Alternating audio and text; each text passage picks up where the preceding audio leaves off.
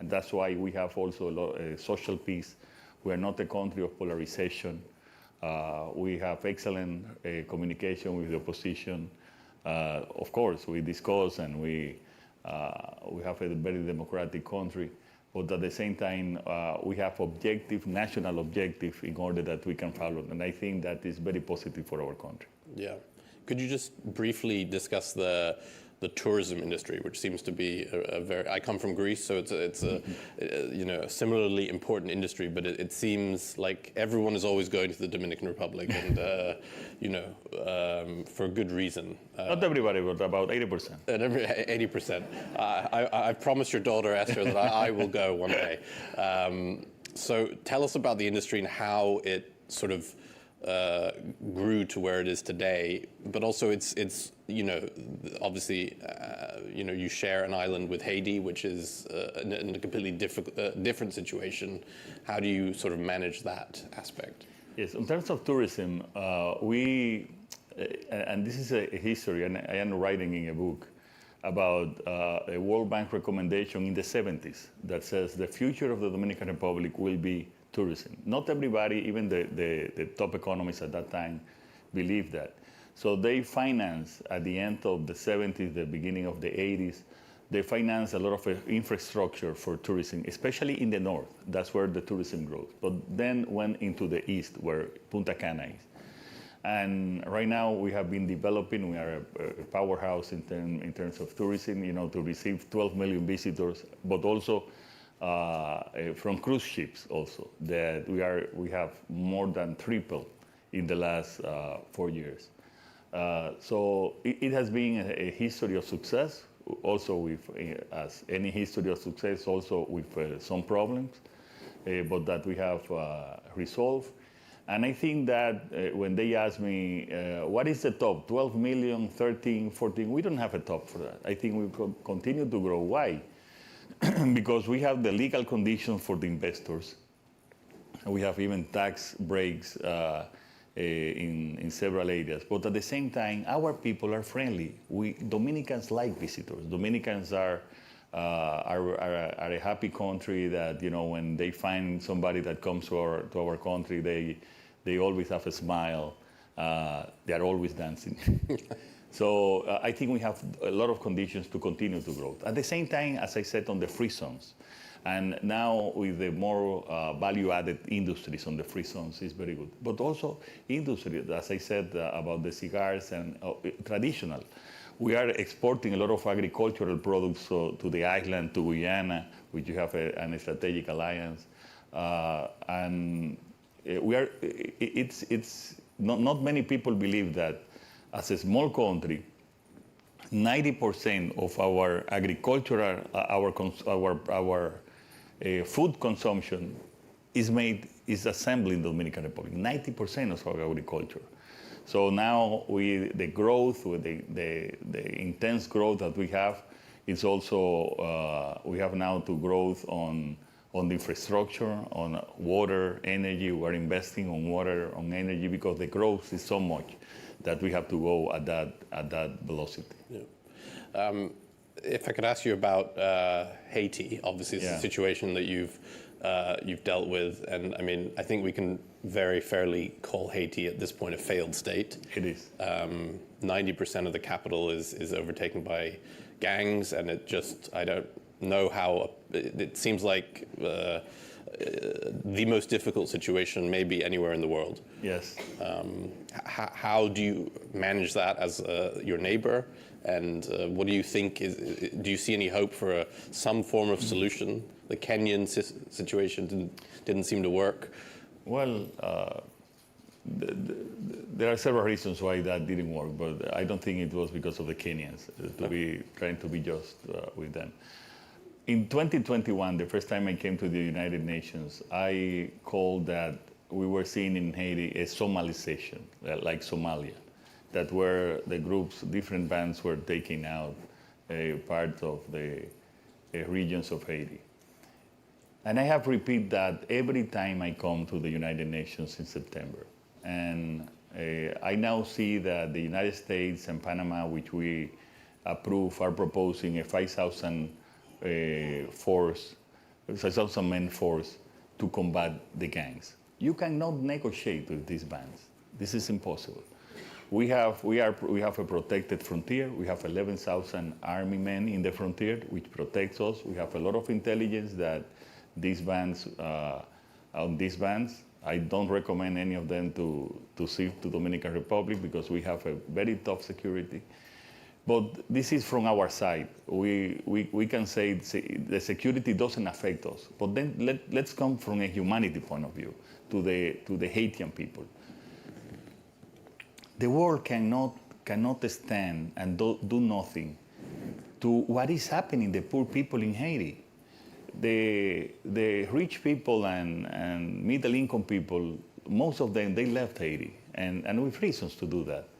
But now, these bands are just doing things that I don't want to repeat to the poor people of Haiti, especially on the south part of Haiti. And these kind of actions cannot be tolerated by the international community. So the international community has to act to stop these bands, to stop these narco traffickers, to stop this extortion.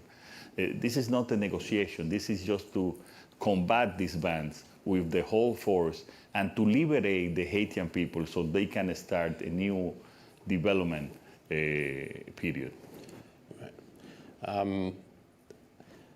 And do you see an appetite from the international community to do that?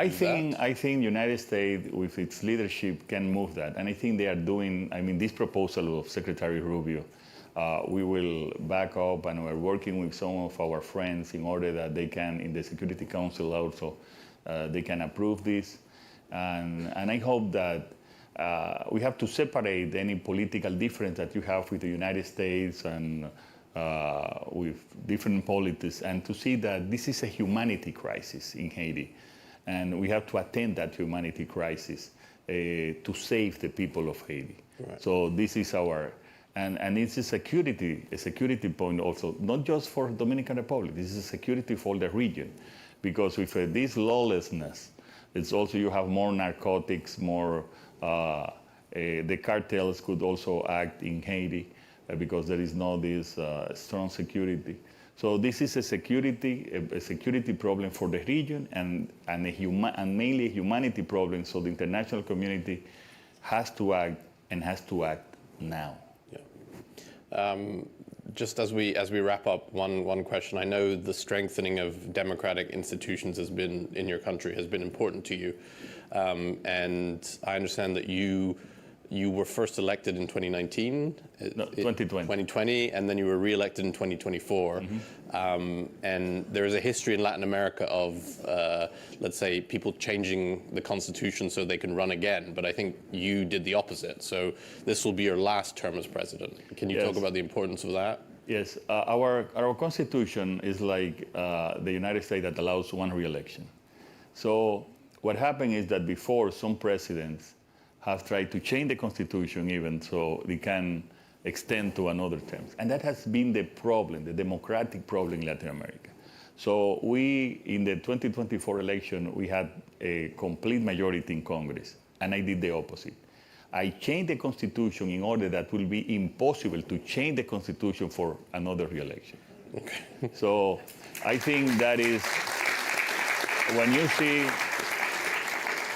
you see the problems of democracy in Latin America, is that presidents want to continue, and to change again, and you have to respect the institutions. I also made the Attorney General independent. It's not selected by the president, it's selected by the National Judiciary Committee, the same way that the judges are selected, in order that they have more independent, so they can combat corruption, even in our own government.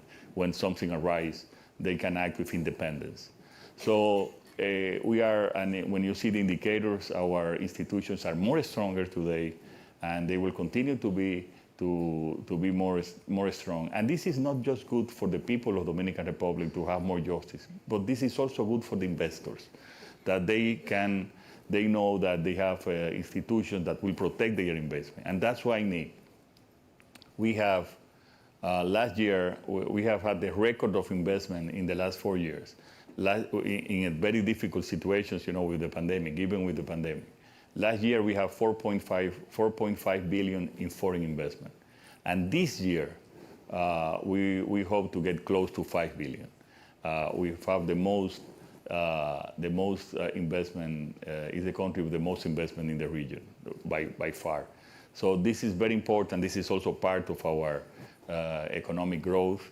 And sometimes when I meet now with new investors that are willing to go into the Dominican Republic, I said, I'm not going to tell anything good about Dominican Republic. Ask somebody who has invested in there, and they can tell you if they have done a good investment or not. And we are quite confident that the immense majority will say that it has been a success, that they are investing in the DR. Yeah, no, as wearing my other hat as the vice chairman of Libra Group, our family global business, I can tell you the infrastructure around investments, the judicial system, the conflict resolution is so important. So yes, it's absolutely critical what you say. And we're out of time, but I wanted to thank you for coming. Thank you. We hope and look forward to seeing you in beautiful Punta Cana in December. And thank you again for all your support of Concordia, and congratulations on everything you've achieved. Thank you, Nick. And we hope to see you in the Summit of the Americas. And to the people that to go to Dominican Republic, that they will have a great time there in Punta Cana, in Miches, in Puerto Plata, in Valladolid. And we are now developing a new tourist destination that will be for next year, which is called Pedernales, which is in the south with beautiful beaches also. So we wait for you there for investment and for tourism. Thank you very much. Thank you.